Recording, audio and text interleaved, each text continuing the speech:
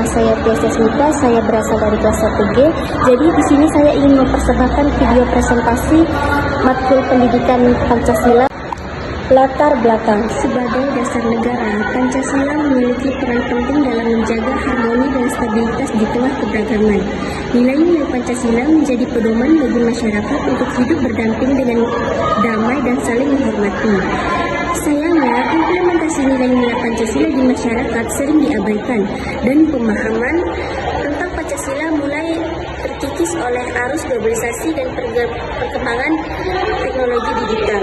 Oleh karena itu, penting untuk mengkaji kembali strategi implementasi nilai-nilai Pancasila guna memperkuat harmoni dalam keberagaman serta menghadapi tantangan yang ada.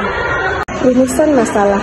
Bagaimana nilai-nilai Pancasila diimplementasikan ke dalam kehidupan masyarakat multikultural di Indonesia?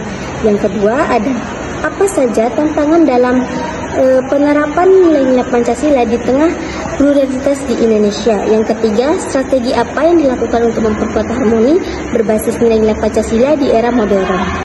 Baik, kita lanjut ke pembahasan materi. A. Nilai-nilai Pancasila terimplementasi dalam kehidupan masyarakat multikultural di Indonesia.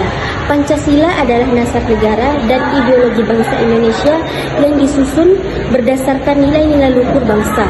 5 sila dalam Pancasila mencakup 1. Ketuhanan yang Maha Esa, 2. Kemanusiaan yang adil dan beradab, 3. Persatuan Indonesia, 4. Kerakyatan yang dipimpin oleh hikmat kebijaksanaan dalam permusyawaratan perwakilan, 5. adalah keadilan sosial bagi seluruh rakyat Indonesia.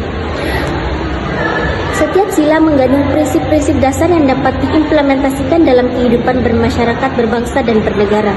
Implementasi Pancasila dalam kehidupan masyarakat multikultural tercermin dalam sikap saling menghargai, toleransi, gotong royong, dan keadilan sosial. Tantangan dalam penerapan nilai-nilai Pancasila di tengah pluralitas Indonesia.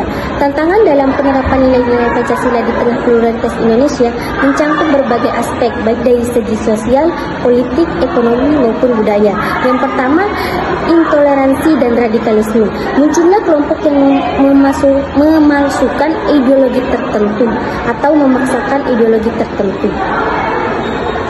Yang pertama, intoleransi dan radikalisme. Munculnya kelompok yang memaksakan ideologi tertentu. Yang kedua, pengaruh globalisasi dan teknologi digital, penyebaran hoaks dan ujaran kebencian di media sosial. Yang ketiga, kurangnya kesadaran kolektif, rendahnya kesadaran sebagian masyarakat tentang pentingnya Pancasila sebagai pandangan hidup. C. Strategi memperkuat harmoni berbasis nilai Pancasila.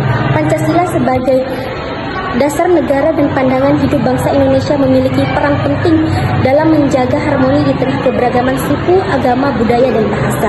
Yang pertama, penguatan pendidikan nilai Pancasila melalui kurikulum yang lebih aktif, aplikatif, dan interaktif. Yang kedua, penegakan hukum yang adil dan tegas, menghukum pelaku intoleransi dan radikalisme.